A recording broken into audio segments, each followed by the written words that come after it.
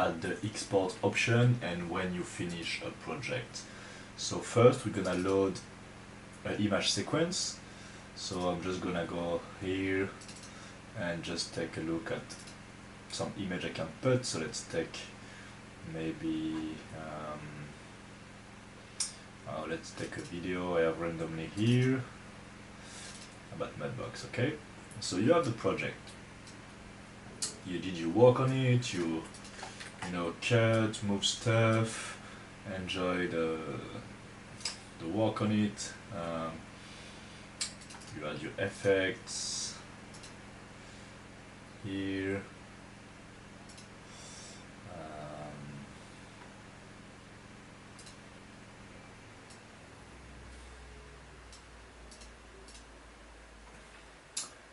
You have your effects, and you're happy with your work, and now you want to export for to show to, I don't know, to put in YouTube, to show to someone. So you have different modes. First you can do Control M, or when you're here, go in composition, pre-render.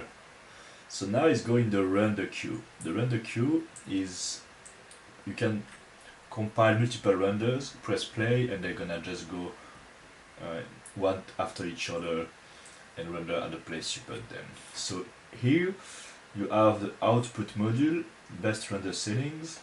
So this you don't gonna have a look, you can have a look at output module and clicking custom AVI,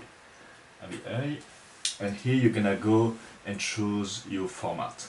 What I'm choosing for my video is the QuickTime, so make sure you install QuickTime before using After Effects. So you have this codec. So all this is codecs of conversion of the image or the video.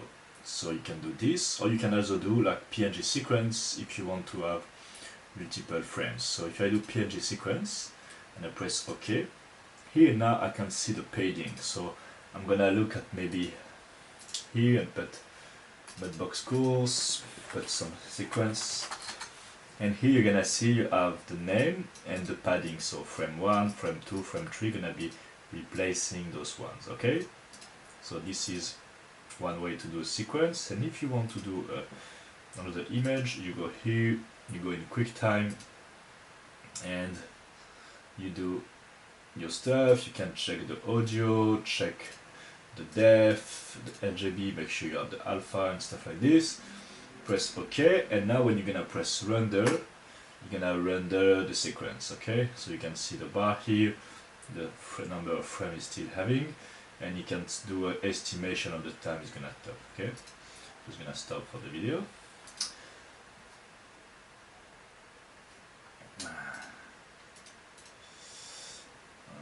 I press stop. I don't know if the stop is going well. Yes, okay. So this is one way to do. Make sure when you have this, you have the sound, you have one source of sound, or the sound gonna compile to each other in the video. So make sure you select one sound and don't forget this before rendering. When you finish your render, you're gonna jump into what the software in the package called Media Encoder. And Media Encoder is basically when you finish your image, maybe you're gonna render like 20 stuff from After Effects, and you really want to optimize the format and the size of your image. So here you have this complementary software called Media Encoder. This one is just to take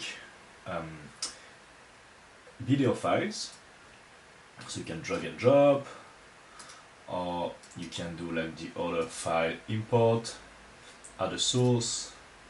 So you're gonna just look for source, you can double click here, add the source, so many ways to add the source. And here same you have H.264, so very good format. I believe it's one of the one I'm using the most.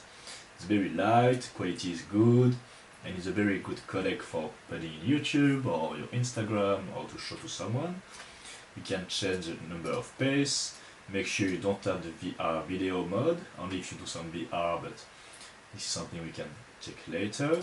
Press OK, you match the source. So same here, you want to make sure you have the same source of stuff here, and we have the maximum depth. And after you choose the location. When you press enter, same stuff as the After Effect. You have a bar coming, loading, it tells you the remaining time, and it tells you all the details about your work here. Okay, so make sure you have the habit of doing this kind of stuff when you work. So you're here, you go in composition, pre-render, jump in the render queue, choose your format, and press play. Okay, this is the way to finish your project when you did all the work inside. Now, before we jump off, we're just gonna show you what you can do in the viewport here. So here you have the zoom quality. So when you use the scrolling mouse, you can see like 100%, 50% and stuff. It's important to see how it's gonna look like at 100%, you know what I mean? So you can know exactly the quality you're expecting when you're at full screen. Okay, so this is good to see. At the same fact, you can here see the quality of the footage. So here it's for the pre-visualization. So if you put quarter here, you see it's like blurring everything, so it's showing like one pixel on 4. So it's gonna win more time when you press 0, and render now it's gonna be way more fast because it's very blurred, but maybe it's enough for you to work on, you know.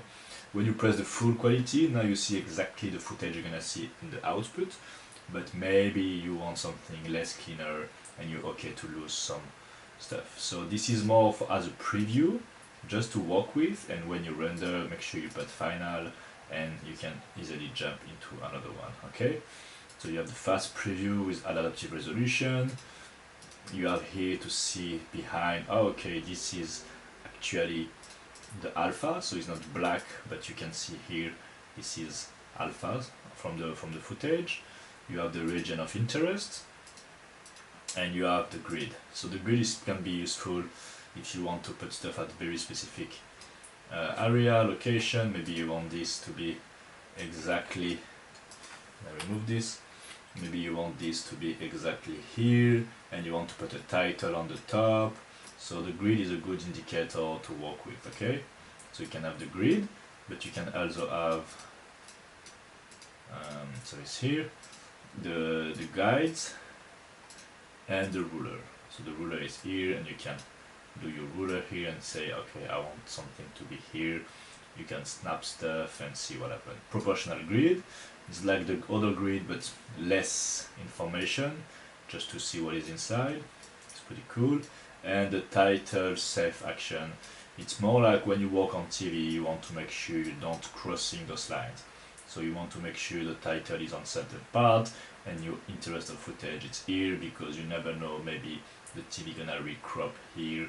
So that's the way to make sure you're good for TV. Okay, so you can remove this. Here you can see a channel, the red, the green, blue, the alpha. So here there is no alpha, but if I put this on the size, you can see the alpha here from the image. And yeah, that's it. Exposure, if you want to just have a preview of something more lighter, that's it. So pretty useful here. You have many tools around that section. Here on the side you have also some information on the pixel. You can see the color of your pointing, the localization. On the audio, if you put the audio here and you play, you see you can add more or less. You can key this part as well to make sure like you can maybe do a fade in or fade out on the sound. And yeah, you can preview some stuff. So same range of area, the effect we saw before, character. So when you're doing a left click text and you're working like text here like this, you maybe want this to be bigger, or like maybe a bit more space in between the stuff, less space, more space. You can also put some key on this. You can do like more stretch on the side, more stretch like this, maybe top, maybe side, you know. So just, you know, something useful. Fold, italic, you know, so just have some fun on this and have a look. Okay, this is very useful. You have see the character stuff in Photoshop as well, so pretty handy. Paragraph, just to see if you want on the middle, on the sides, what the distance from the side and stuff like this, okay? And after it's more for tracking, but we don't gonna look at tracking in this tutorial. It's something I can do in a one-on-one session, but this is a very, very huge topic, and this is going into proper compositing for VFX, and we can have a look later on, okay? So if you have some question about Photoshop, After Effects, don't hesitate. If you have some question about media encoder as well, to encode your image, have a look. But if you have the package of Photoshop, After Effects and encoder, you can have a good 2D package for all your video, all your work. No need to go in Nuke at the moment, no need to use like Natron and other compositing software at the moment, or if you want to do like proper compositing for a studio, this is something we can do in a one-on-one session as well. But After Effects is a really solid package for beginners to work with images, composite, and do your editing, treat the sound, add some effects, cut, you know, blur, sharp stuff. So yeah, and thanks for watching, and see you on the next video.